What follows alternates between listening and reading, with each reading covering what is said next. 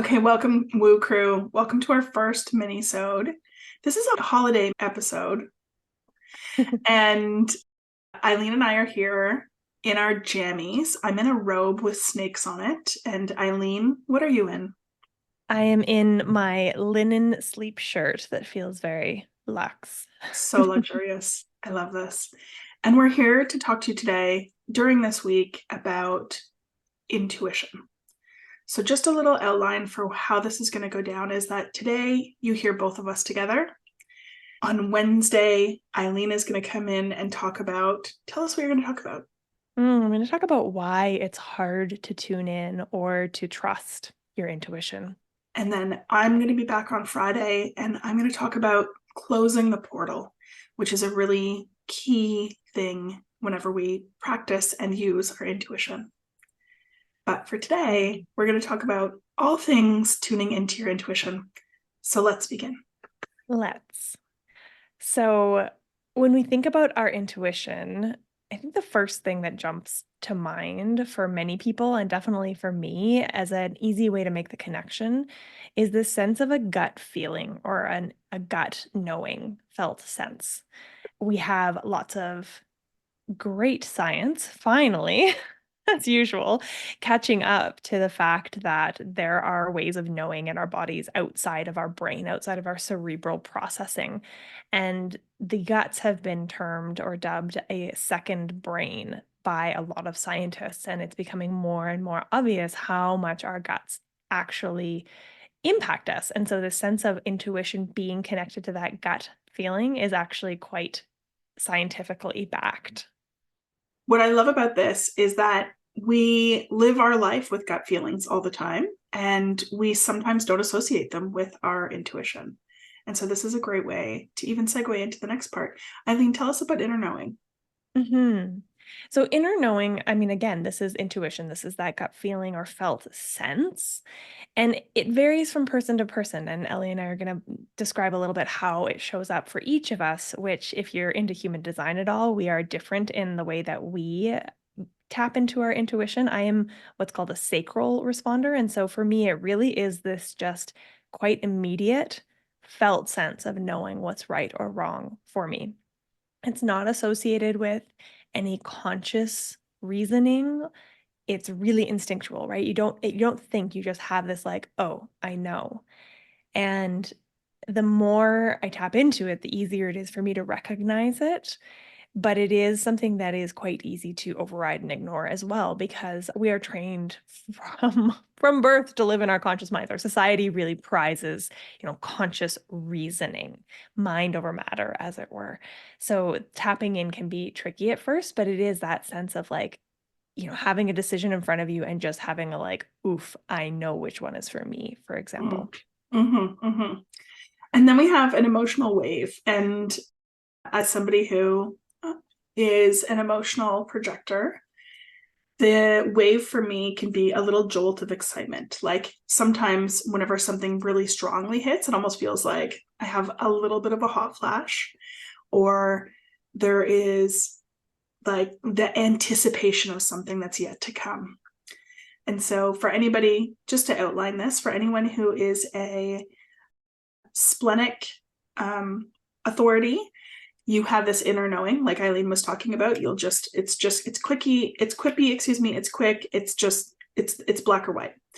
And anybody who is sacral, a responder, you're going to have this gut feeling. And often you'll have things that you might express when you are a sacral responder, or you do a lot of unknowingly. My love is a sacral responder, and she hums constantly and has no clue that she's doing it.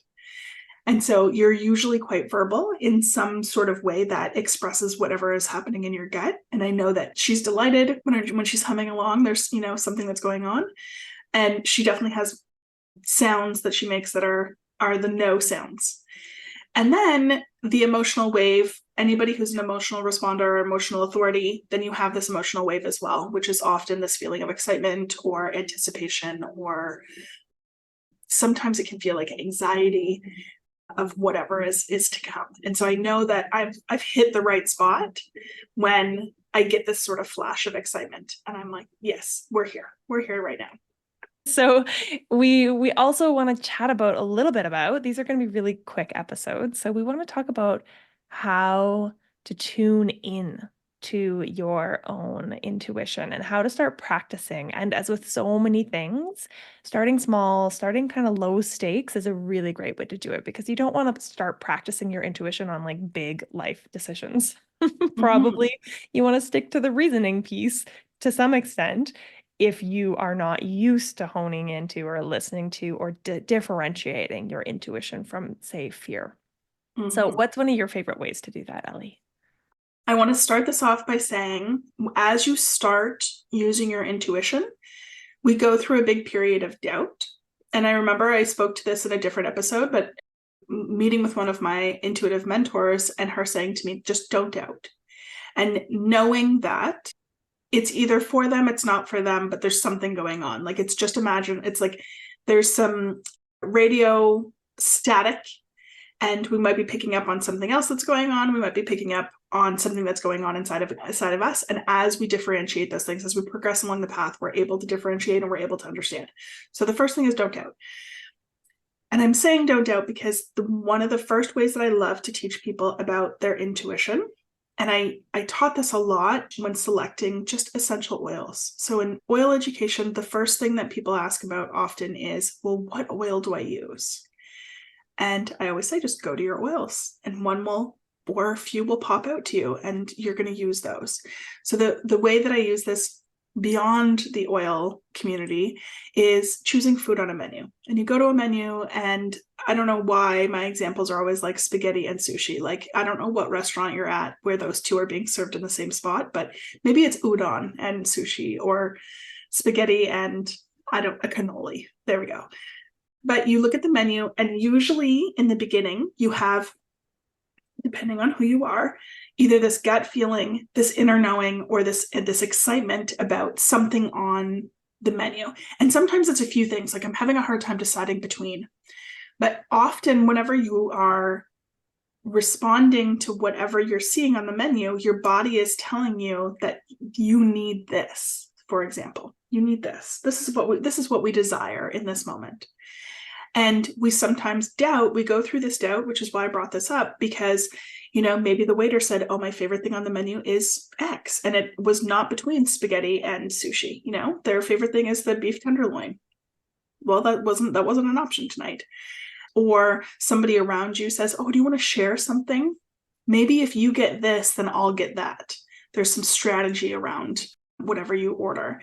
And often we get caught up in the emotional ride, if you will, the people pleasing of whoever's at the table. But we initially have this response of like, oh, I really feel like this spaghetti tonight, or I'm really, an avocado roll would really hit the spot. So that is an easy way for us to practice our honing of an intuition. And Eileen, I know you also talk to people about this. Tell me what your example is.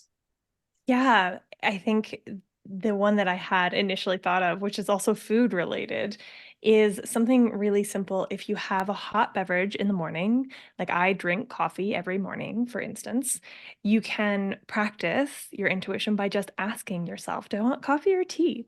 You may know the answer already. Sometimes you might be surprised. Every now and then when I ask myself, I'm like, oh, I don't want coffee. I want tea this morning. It's often if I'm hungover. I will be honest. Which is the season. I'm not hungover often, but when I am, I tend to stray towards tea rather than coffee because I know it'll be easier on my tummy. But it is this tuning into this felt sense of, oh, okay, I do want coffee. And what does that yes feel like in your body? Even if it's yes, I want coffee, not tea every day, what does that yes feel like? And it's so low stakes. It's that practicing of tuning in. And the other space, again, it's come up for both of us, is for me when I'm choosing crystals or choosing herbs to work with or any of that kind of stuff. I'm like, I'm going to just pick something and then learn about it after. And inevitably, I've chosen something that was appropriate. And so that's, again, this really low stakes, like, oh, I chose yarrow instead of motherwort. Nothing bad's going to happen. Right. And there are overlaps, but it is this allowing yourself to be right and tune into that yes in really low stakes environments. I love this. Mm-hmm. Yeah, there's no wrong answer. Don't doubt. It might not be for you today. We might have ordered the spaghetti and it tastes like garbage at that restaurant. Now you know. Yeah. There was a reason why you needed to taste it, okay? Yeah. Yeah. So we do have a little bit of a challenge for you in this mini-sode, which is for you to let us know, how do you connect with your intuition? We want to hear from you over on Instagram. Come and find us at the.woocurious.podcast. Find us there. If you post a story about this, tag us in your stories. We love to share these things, and we also love hearing from you. Yeah, and we'd love to wish you a merry holiday day. I suspect many of you are celebrating Christmas with your families today, and if that is the case, enjoy all of your wonderful holiday rituals and traditions. And if that's not what you're celebrating, then enjoy a lovely day off, because that's one beauty of having a dominant religion in the culture, is that we get to enjoy their holidays whether or not we participate in their traditions. Yeah. Excellent. Thank you so much, Woo Crew. We'll see you in the next mini-sode. Bye. Bye.